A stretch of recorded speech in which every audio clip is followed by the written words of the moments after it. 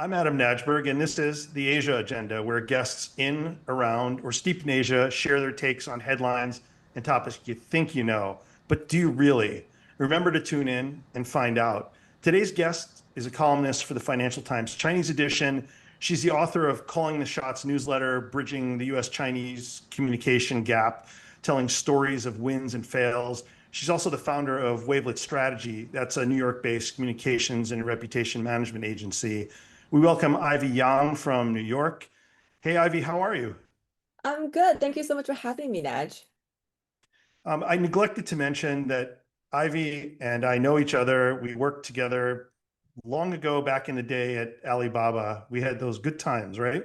Such great times. And it's so always so nice to meet someone that you work with, but you also can call a friend. So one of the biggest rewarding things I got from Alibaba.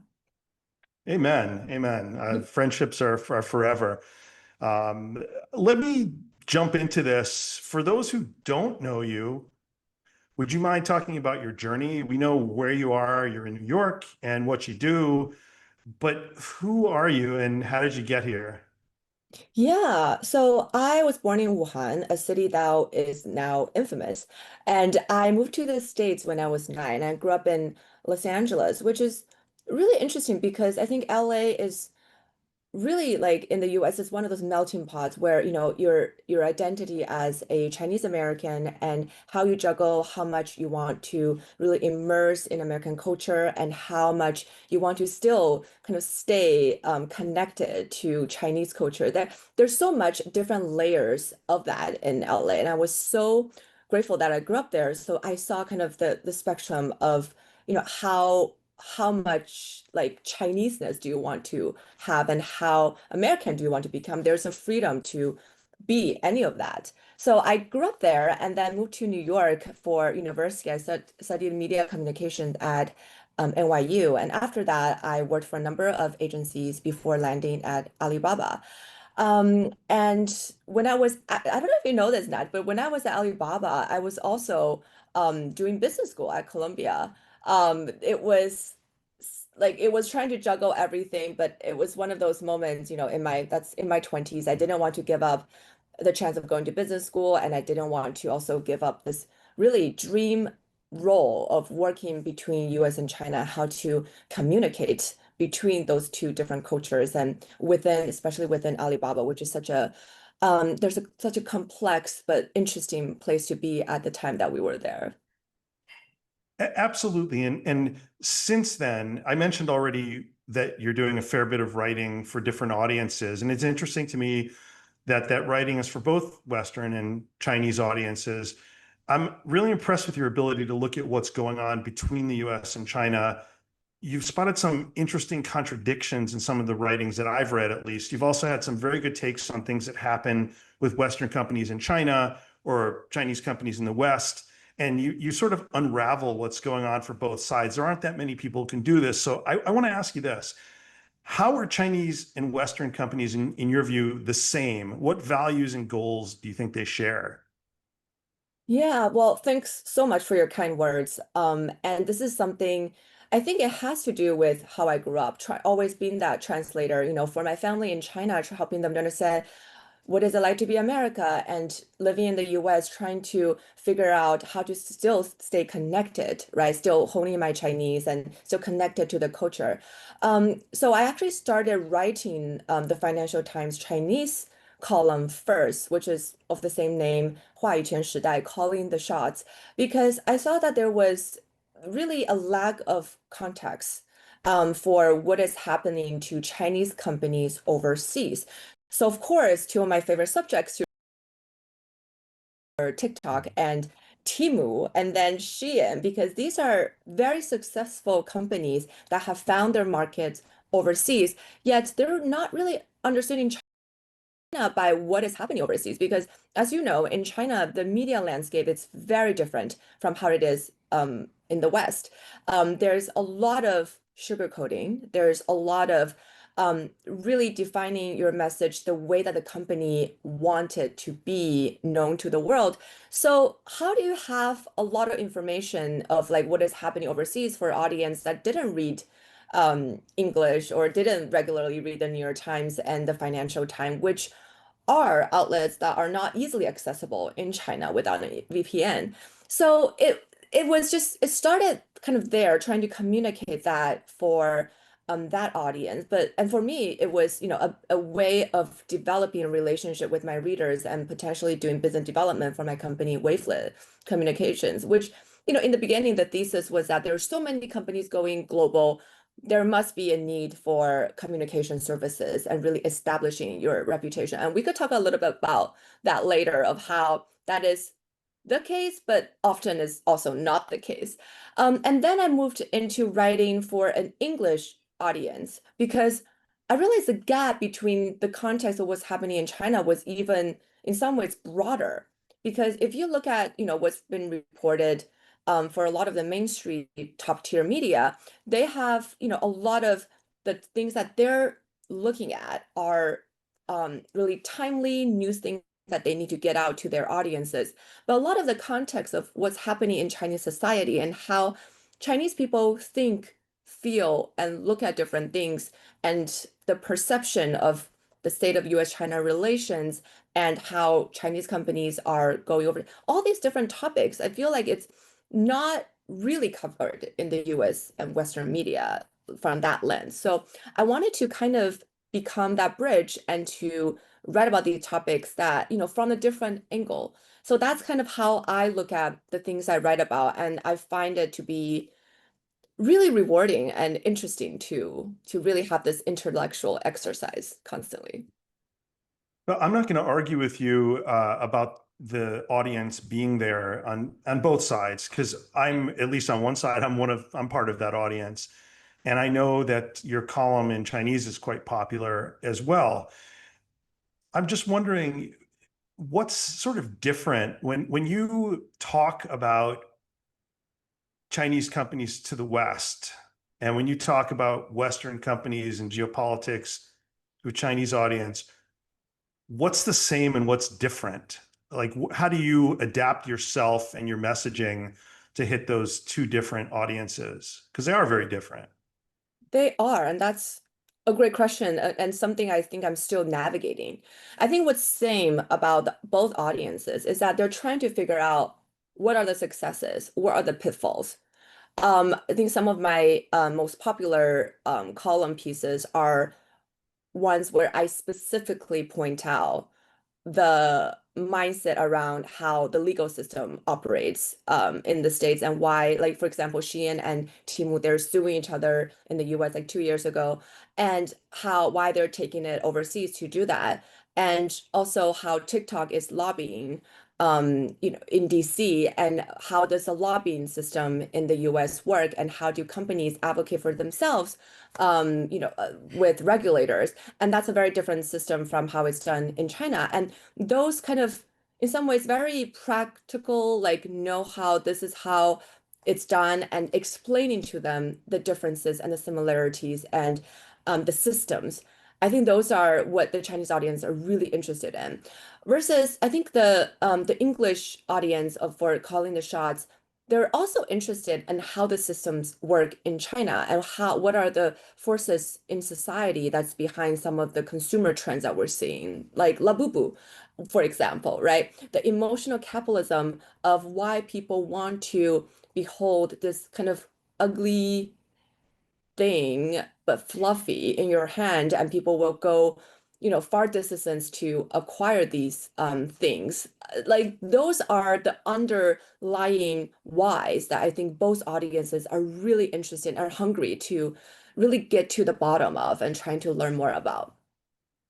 Emotional capital. I need to remember that one. And it is really true. We talked about Labubu in our pilot episode, and it was quite interesting to see that something from China culturally had jumped across the world and become a big thing. And I think, correct me if I'm wrong, there'll probably be a lot more of that in the future, right? There already has been. I mean, if you're in the States, if you just log into Netflix, you'll see a lot of like C dramas, in addition to the K dramas that are available that's been subtitled and licensed to be able to be shown for a North America audience. So the content, I think, has begun doing that. Even though I'd argue that, the quality and the kind of the way the production value of K-drama versus C-drama, I think they're still not, in my opinion, not really on par with each other, but there's definitely an audience for that here. And I agree with you that Pop Mart and Labubu is this kind of new wave of exports of cultural products from China to the rest of world. And that also is, in some ways, it's kind of this global world that we live in, right? Like emotional capitalism, in a lot of ways, is universal. It's something that I've been thinking a lot about, and I want to write more about it because it is universal in that whether you're American or living in the Middle East or a Chinese, white collar worker, like it seems like the need to satisfy those cravings and to find a channel for something that could fill the void, that is universal and that's there for all of us. Right. Let me ask you specifically about the, the C dramas, not so much versus the J dramas or the K dramas, Mhm. Japan and Korea, but what do you think about them? And I forget the quality. What is it about them that resonates with or appeals to Western audiences? Is it kind of the emotional capital or the human condition? Like, hey, I watch telenovelas, those Spanish shows with subtitles in English, because they were always, I found American soap operas kind of soporific, like they put you to sleep and they're just horribly acted. But the telenovelas were always very spicy and very active. And what is it about the C dramas that you think appeals to the Westerners? Yeah, well, I learn something new about you every day. Now I know that you watch telenovelas on subtitle. C-dramas are, it runs the gamut. I feel like we can't just, categorize C-drama as this kind of big thing because there are the C-dramas that my dad will watch, right? The kind of the ones that are talking about a specific period in Chinese history. There's a lot of gunshots, there's a lot of like um acting out historical events. And there's also like the lovey-dovey C dramas of like, high school puppy romance. And you also have, that's the kind of C drama I don't understand why it's really popular in China, which are like the replay of the everyday kind of nuisance and the everyday kind of the relationship tug and wars within the household, the kids' education, the jobs, the like all of that. I'm just like, most people in China are living through that. Like, why do you want to watch a show about it that kind of dramatize it even further? But that is just me. So C drama, I feel like they do like the longer C dramas of the past are really focused on telling a story that makes you feel like vicariously you are part of, what the character is feeling and going through. And I didn't really particularly like them because they're usually too long. They usually try to drag it out because the production of these shows are so expensive that they want to just maximize and milk it to the fullest. So it's usually just like unnecessarily dragged out. And now, in China, people don't really watch that anymore. They watch these kind of mini dramas, right? These 短剧, Yeah, the right? short ones. The Yeah. short dramas that are like 500 episodes of like 10 or 5 minute clips. And I don't know if you read the book Dopamine, but it was one of the most eye-opening books I read this year. The way that you kind of build a threshold for dopamine, and I think about that in relation to the content and short form Yeah. content that is in China and in the US, but I would say that it's on steroid in China. It really capitalizes on those kind of inherent human needs and the rules of the dopamine so that it keeps on like driving your threshold higher, and then so you come back for more of it. So that is happening in China, and I think that is really worrisome. But I feel like it's definitely, the way that the short drama has really taken off, and now they're coming to the US, and the US is trying to emulate a version of that. It's also a form of, I guess, cultural export, if you will. Yeah. Well, I read that book in 500 different sittings to keep my dopamine flowing. But on the US side of things, is this just a sort of voyeuristic look into the world of China? Is it a good thing? Is it a kind of cultural bridge? Why are people tuning in? There's 8 million things you can pick from Netflix. So why would they pick a C drama in America? I almost think that it's curiosity, which is also so innate to just, human nature that we want to see what's different. And I think the way that love is expressed in a lot of these, most of the Netflix dramas are like the lovey-dovey type. The way Yeah. that love is expressed, it's just very refreshing to a audience that was not really exposed to this version of relationship and usually heterosexual relationship of like they're usually very pure and very like devoted that there was just one person and no one else. There's really not never a doubt of wanting someone else. So I think that is in some ways unique that that's kind of the way that C drama usually presents love and relationship in that sense. I mean, K drama does something similar, but I do think that C drama does it in a way that it almost feels aspirational.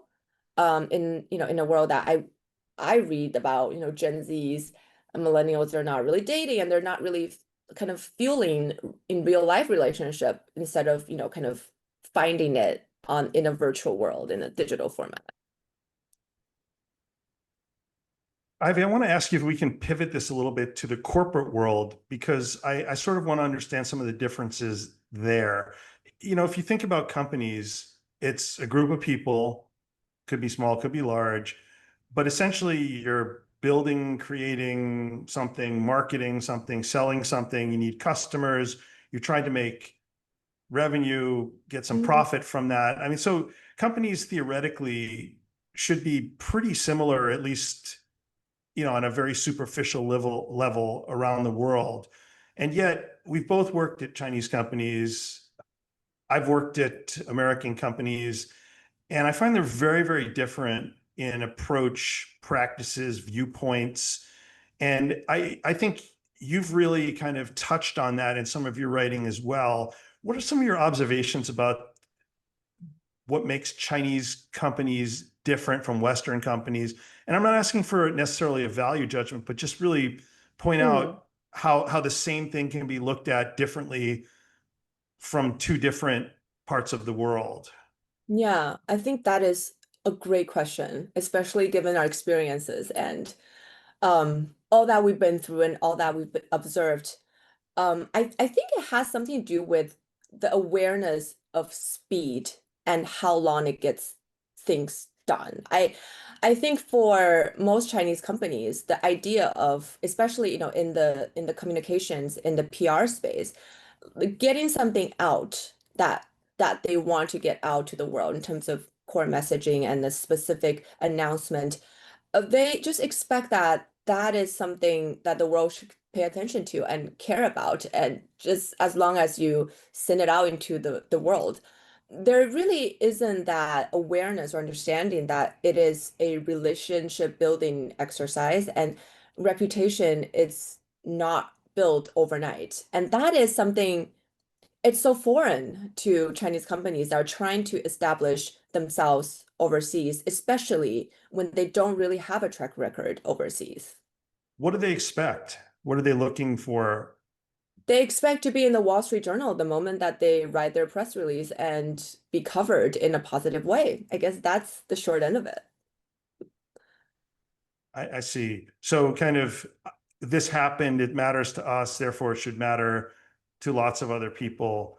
Um, is that kind of what you're saying? Like Yeah, we I think we're think there's relevant, that therefore we're expectation. relevant. Yeah, I think there's Yeah. an expectation that that is the case, especially if they have already had a successful run in China and now they're expanding overseas.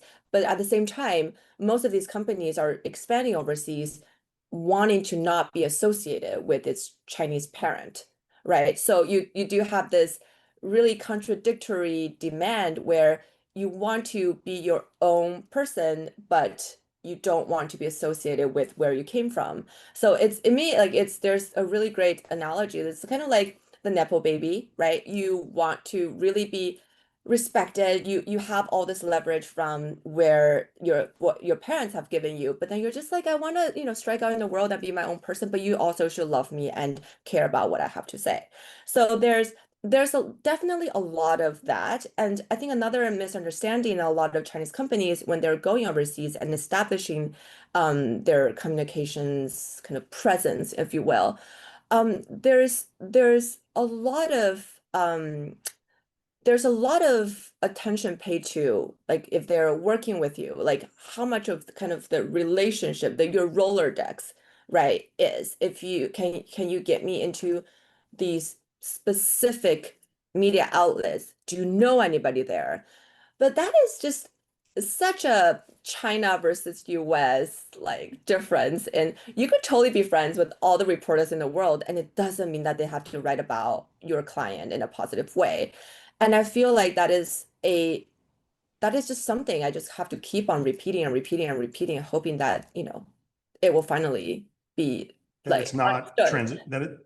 it's not It's not transactional, transactional. that That it's is, yeah, that's not. long-term relationship.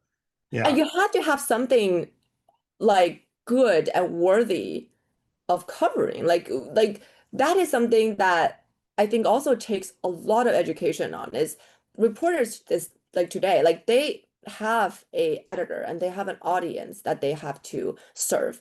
And they're not going to just write about, like the announcement of a robo vacuum cleaner updating their sensor. That is not significant enough for a wider audience in the US who are just they're looking more for like, so how does this tell me about the overall market of the robo vacuum cleaner and the percentage of like Chinese imports and brands building in the US, and why is iRobot so bad? Like there's so many ways you could tackle this, but it's just not going to be the exact thing, and you have to be flexible and you have to really understand what the market wants and what the market wants to hear. Right. And no, you can't have a 30% discount. That's always a conversation that you have at an agency level, because it's supposedly very valuable, but because we're friends, we know each other, therefore it should be cheaper and you should be able to get it placed. Yeah, I get what you're saying. What now happens if you put your shoe on the other foot and you're the China whisperer for Western companies trying to get into China and operate in China and get noticed in China? Like, what advice do you give them that's different from what you tell Chinese companies looking to head west? Well, there's definitely, I feel like there's a disconnect between what the rhetorics, like on the political level, is and what the actual business that's happening between US and China. I think there's still a lot of Western companies interested in finding opportunities and really getting to know China in a way that they could succeed there. And the thing I would tell them, it's kind of like um, how they have to find a way to kind of in some ways get rid of how they've always done things, and how they've always understood marketing to be, because in China it's just so different because the touch points are just constant and everywhere. Like that is something I think for a lot of companies going to China, they don't understand. They still want to repeat their book playbook that has helped them succeed overseas, in their home market. But for China, it's just a very different when the expectation from the consumers are different, that they want you to be communicating with them all the time and to give them discounts and have all these incentives to engage with them. And those kind of incessant like touch points is something that I think for a marketer in the US, it's kind of like, oh my gosh, there's fear and to be kind of in your face all over. But I think in China, that's usually seen as a pro, not a con. Right. You make an interesting point about differing viewpoints and expectations. Also carries over into the world of geopolitics. We just had this Trump Xi or Xi Trump meeting conclude. I'm Mm. starting to see readouts from both sides. The top line message that I've sort of been getting is, and interestingly, when Donald Trump was talking about it, it's been very transactional. China's going to start buying our soybeans. We have a deal imminent on rare earth minerals, metals, whatever it is. And then from the Chinese side, I saw something briefly about Xi Jinping talking about how China and the US should be friends and cooperate and collaborate. So it feels like there were almost two different meetings that went on and transpired. I don't know how much you've absorbed from what just happened today, but when you look at the two sides talking about this, where do you think we actually are? Because we've been sort of the two countries have been sniping at each other over months and months and months, and now both sides seem to be saying things are much better. But what actually, first of all, was that meeting really important to make this change in relationship, and has the relationship changed at all, do you think? That is a really interesting question. I'm just in the process of processing a lot, like since I got up this morning at like 7.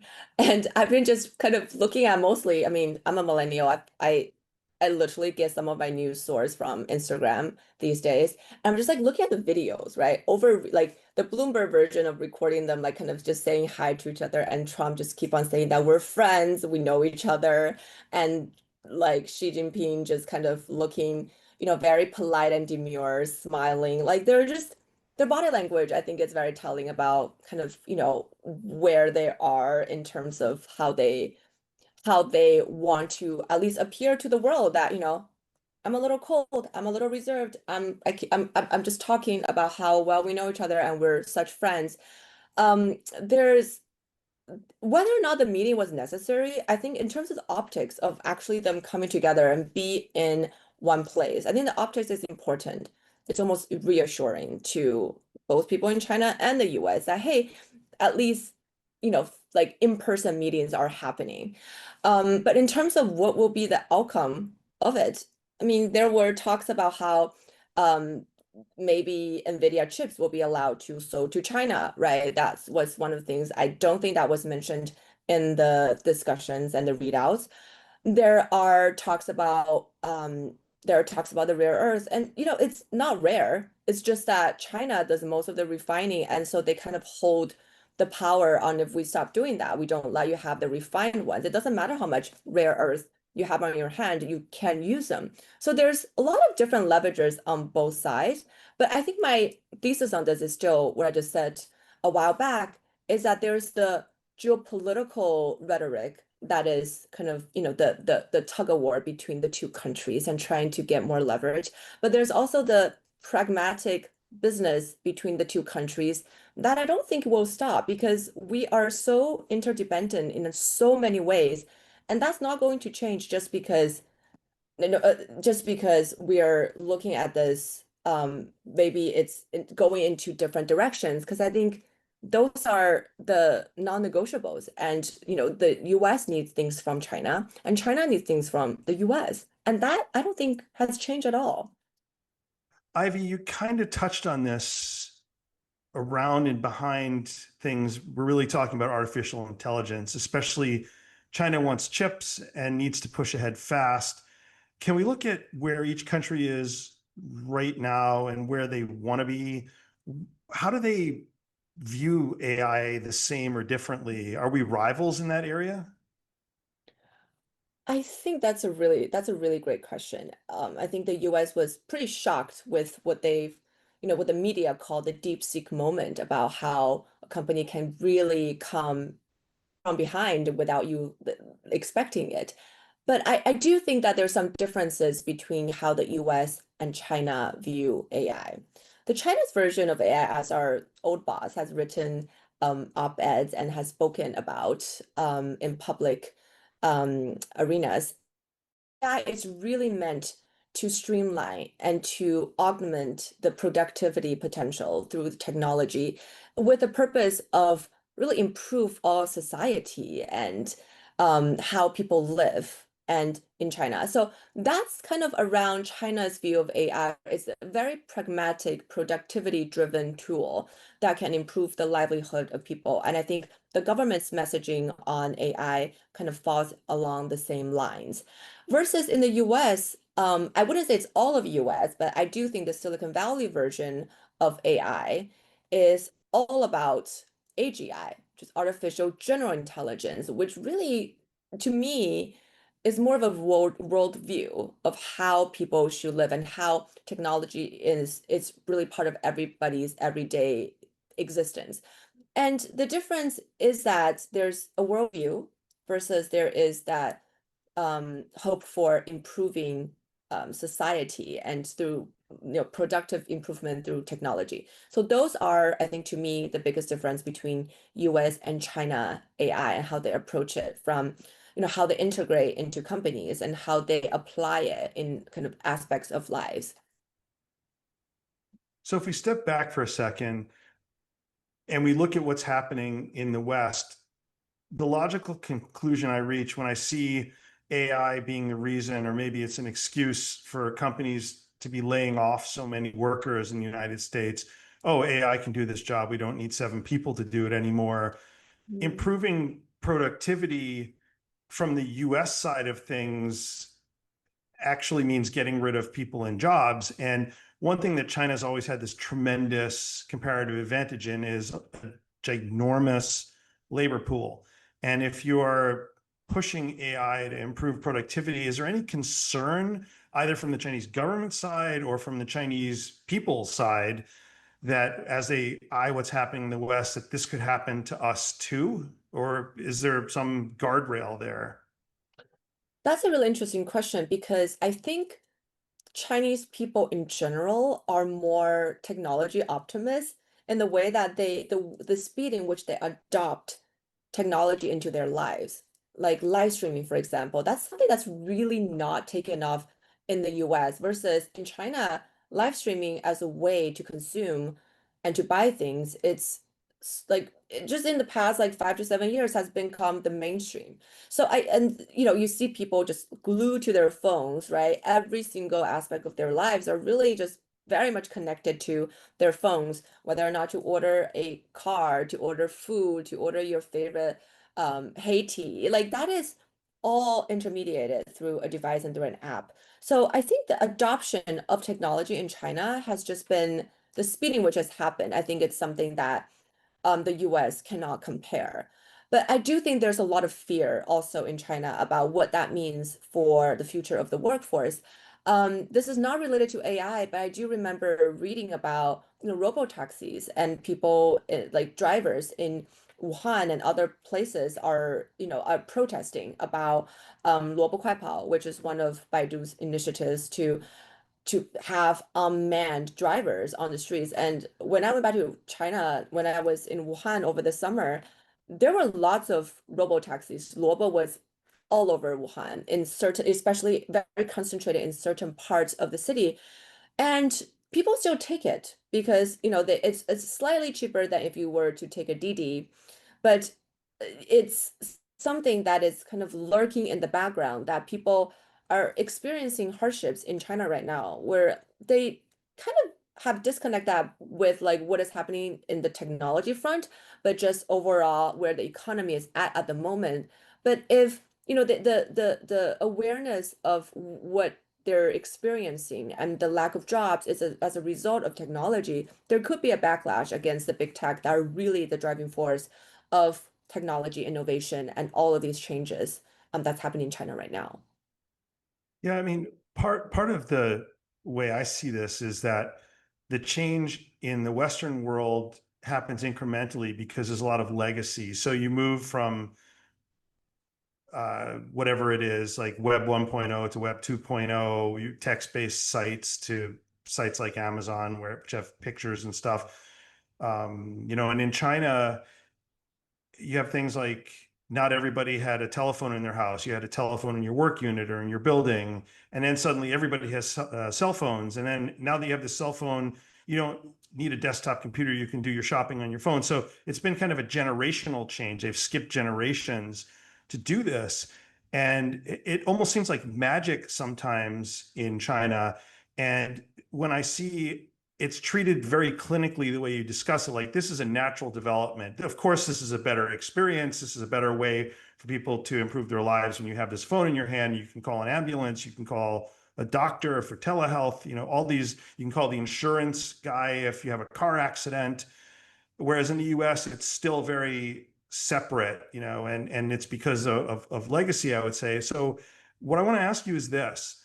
Recently, you mentioned productivity. Recently, the plenary session that we saw end focused a lot on efficiency gains, what you were just talking about. It also talked a lot, though, about innovation. And it's interesting to me because that's going to be a focus for the next several years, at least if it's coming out of that session.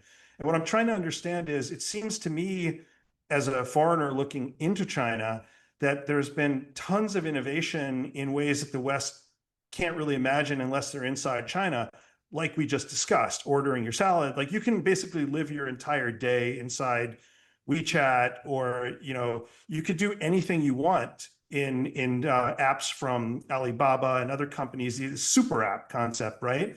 Mhm. But so to me, it seems like there's tons of innovation going on. What is the government talking about when they talk about innovation to the masses? Because that's where these messages are coming out. They're going in all the national newspapers and on the wires and social media. What does innovation mean in China?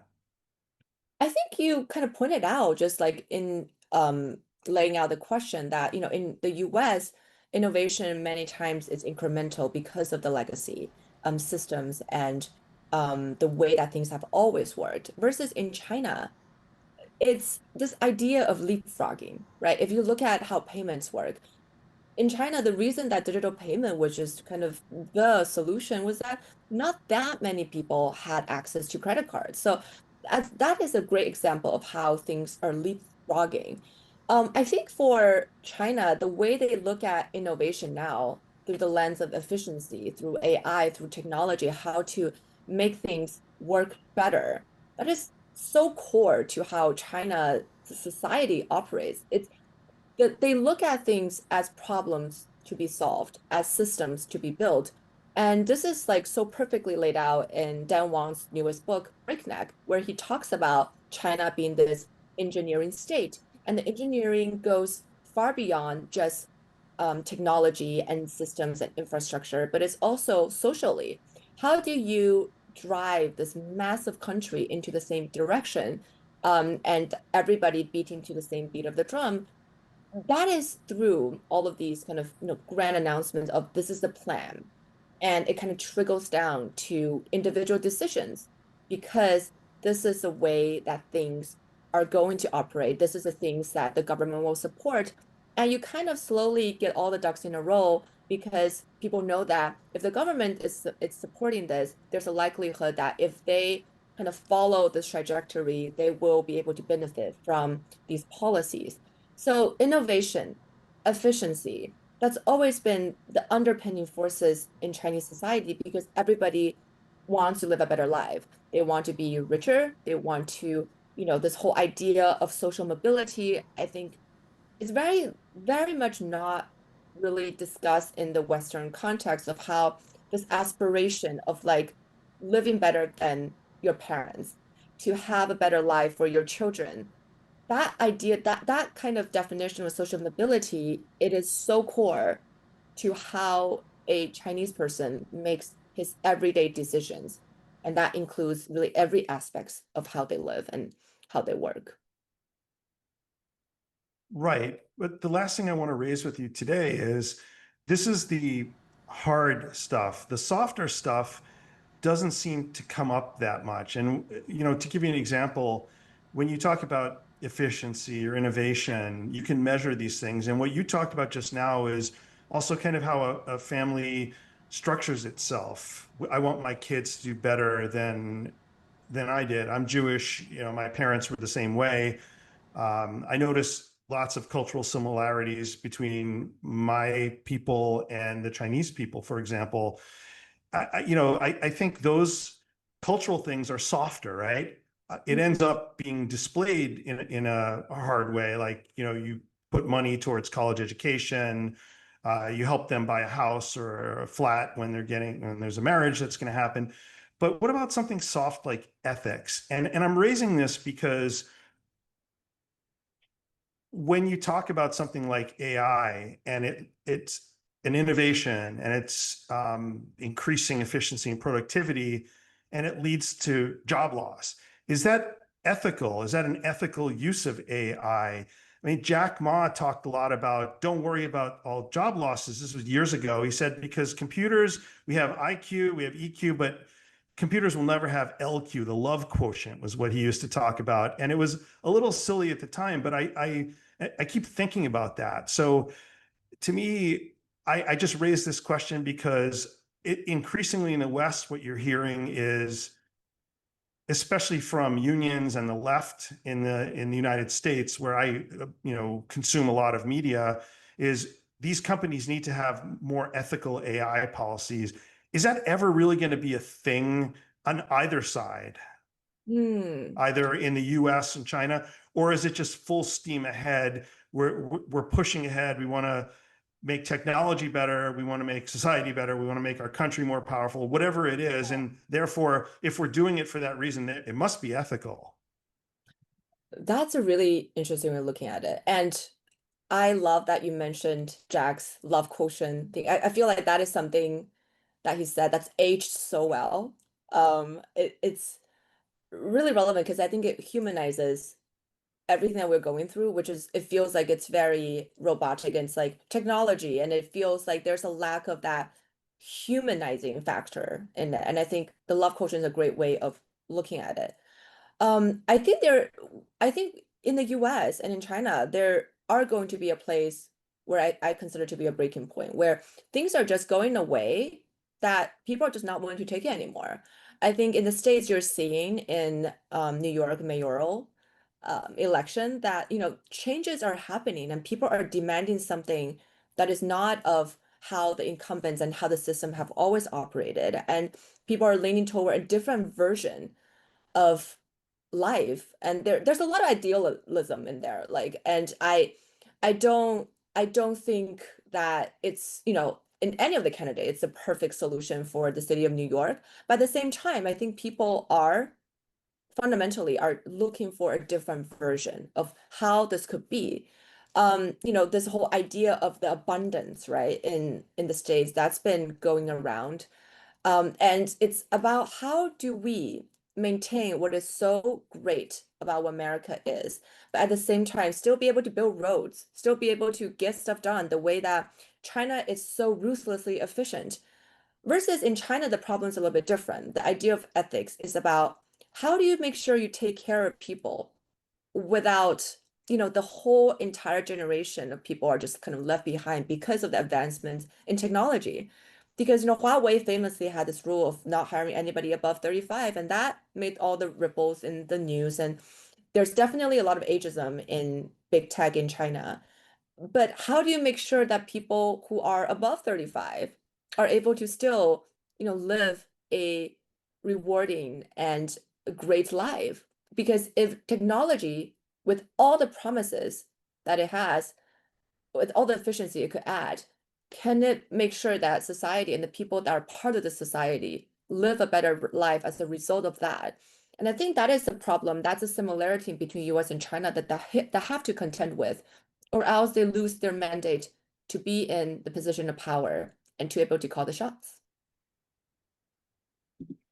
Ivy, I'm mindful of your time. I know we come from different cultures and different generations, but I really feel that we see a lot of things eye to eye. And even where we don't, there's always this discussion point. And I kind of hope, because I've been in and around China for so long, that our countries also find the same way to see things eye to eye as we move ahead, because both of them are moving ahead very fast. Thanks again, Ivy. Thanks so much, Natch. This was so lovely. Yeah, we'll do it again.